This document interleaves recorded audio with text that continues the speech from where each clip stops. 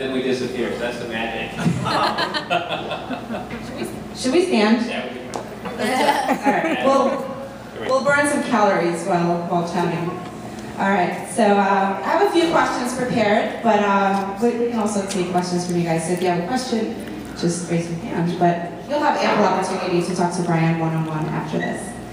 So my first question for Brian is, in your last book, The End of Business as Usual, it was pretty comprehensive, even academic. So what inspired you to continue writing on the subject? All right, so this is a really good question, and you get to see a little bit of a personal side of me, and that is, this book was not planned. I actually was starting my next book. So yes, there's a next book coming. But as I was diving into it, the publisher called one day and they said, you know, this idea that we've all agreed that we're supporting for your next book, we feel it might be a little extreme from the end of business as usual. So we think that you should sort of create a bridge between the two. So we'd like for you to write an ebook that just, you know, you just said this is the end of business, so what's next for business? And I said, oh, okay, that makes all the sense in the world. An ebook, I haven't done a digital first book, so let's try that. So I wrote it, I was writing it, and then I started to get really into it. And then I started to think about, oh, it's not just a bridge about words, it's a bridge in terms of concept, in terms of visualization. The book itself could be a visual bridge. And so then I turned it in, and all I did was turn it in, and they said, what is this? I said, this is the book. Let's talk. And they replied, they said, this is not an ebook. This is way too many words. This is blah, blah, blah, blah, blah. You have the instructions about graphics. We don't really do graphics in ebooks. We should get on a conference call. And so we got on a call, and that's when I said, I think this should be a print book. I think that you should give me creative control. I think I should design it to look like an app. And I went crazy and pitched this whole thing. And they said, you know what? You have to understand that this is not the way the world of books operates. We've already sold through the Barnes & Noble, the Amazon, to all the bookstores out there, this next book that you're working on. So everybody's expecting to take shipment for that on this date. We can't go to them and say, oh, and by the way, we're going to change all that. And so it was a really big deal to try to like change the entire model. And then I said, look, if you're going to talk about the future business, if you're going to talk about how you can connect sort of experiences, you can talk about what it is that means something in the moment, then why wouldn't we disrupt the model? And if we could disrupt the model for books, then imagine what anyone could do who's reading the book to say, look, it can be done. And in the book world, I don't know if you've seen it. Does anybody have a copy of the book already in their hand? Can someone hold it up? If you do, all right. Thank you, thank you, thank you. You can see it's a square, and that might not mean a lot to you. It's like, whoa, okay, square. I've seen a lot of squares in my life. But in the world of books, to change the shape, and I want you, because everybody's going to get a copy, to pay attention to the paper, to the cover, to the paper inside the book. It's all a big deal, and so it's a long, long, long answer. But the point is that this became a moment. And this became such a significant moment that I delayed the next book because I wanted to give this everything I had. And I wanted to fight, and I wanted to show what happens when you can get a traditional publisher, a 100-year-old company, to rethink the importance of what a book is. And now, every book that's coming out after this is going to look like that. All their authors are completely upset that they didn't get that treatment. They don't know that I did this. I served as the art director for this book. And we outsourced the design to a good team out over there called Mechanism. And the point of this is that, look, I'll just be honest with you. I write business books. I have a hard time reading business books, especially my own because they're really thick and small fonts. And you and I, we read things online, we have apps, we share infographics, we consume infographics. So why would I write a book that looked like another book when you could write and create something that was a little bit more like what we interacting with every day? So the book became a proof point. So I don't think you're going to see another business book look like the other business books anymore. So it's all about experience, and your book is an experience. That's the idea. And the subtitle of the book is Changing the Way Businesses Create Experiences. the idea is, think about, what you say on social networks, or what you say in a status update, or what you say in a review, or in an online community. It's a shared emotion, usually. It's just look at Amazon, right? It's true even for this book. It's either a 5 or it's a 1. It's an emotional response.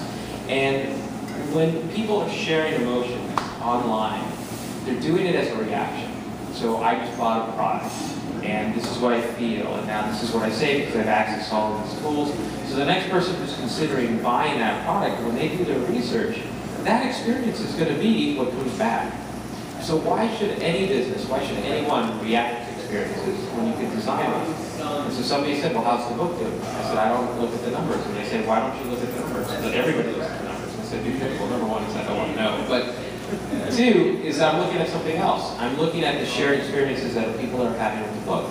And if I notice there's a lull, if I notice there's a negative reaction, if I notice anything that starts to dip, there's something else to be shared about the book that triggers another conversation. So it changes the idea of what success looks like, or what an engagement looks like.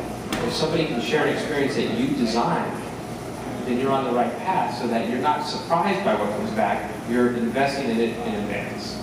So would you say that's the future of business? Or maybe you can tell us what the future is. All right, so to geek out for a minute, everybody talks about the sales funnel. I am an analyst. I work with a lot of traditional enterprise organizations that literally the business is structured around the sales funnel. Well, this department is over here, and they're focused at the top of the funnel. This department over here, they're focused on advocacy. This department over here, and none of them talk to each other.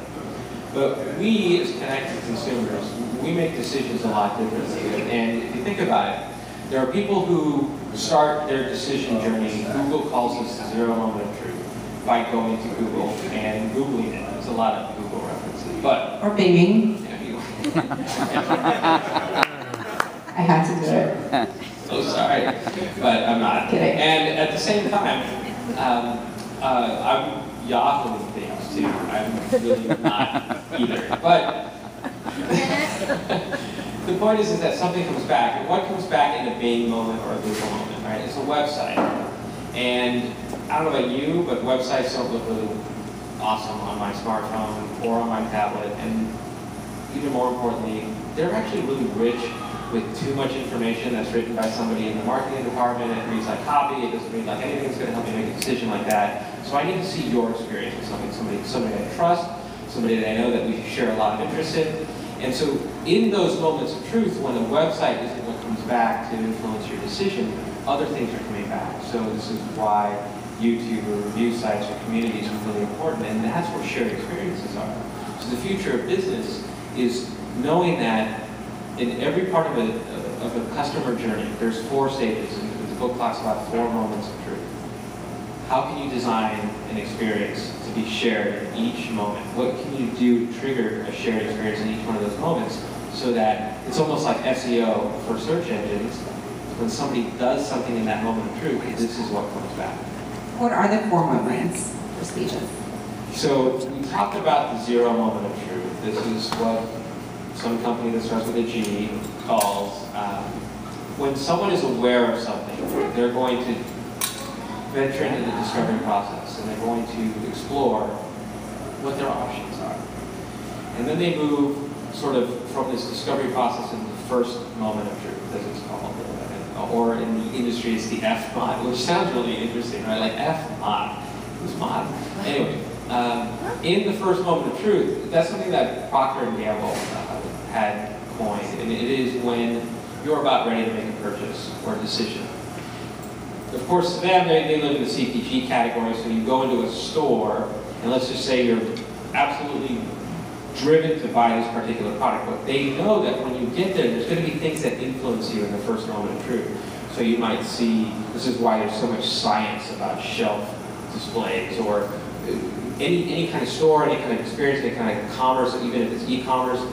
You might make a decision, but when you get there, you see a sale, or you get there and you see this big blurb about this, or you get there and you read a review, and it's just not the best, and you start having second thoughts.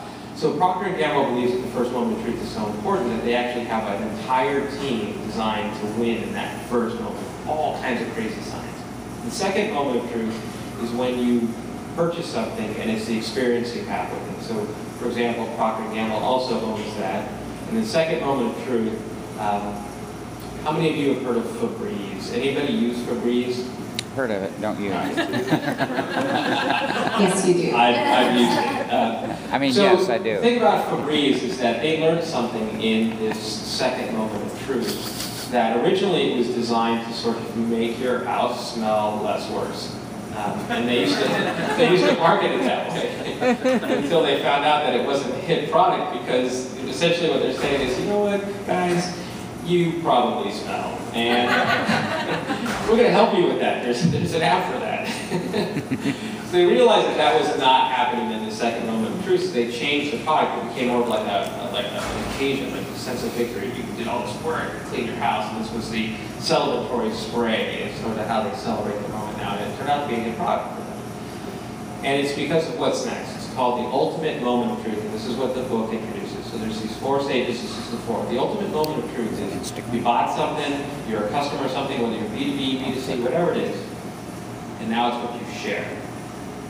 And the thing about sharing is that it goes into a social network, goes into a review site, it goes into a YouTube video, it goes into a blog post, and it never stops because you keep sharing the experience. Think about a car. I'm at the dealership, I just bought the car. Oh, I took it into service, and oh, now it's broken down again. And you keep sharing, so this journey never ends, and what your experiences never ends. And that's what the book shows research of how this continues over and over and over again. So what we're doing now as businesses in this ultimate moment of truth is we're reacting to them.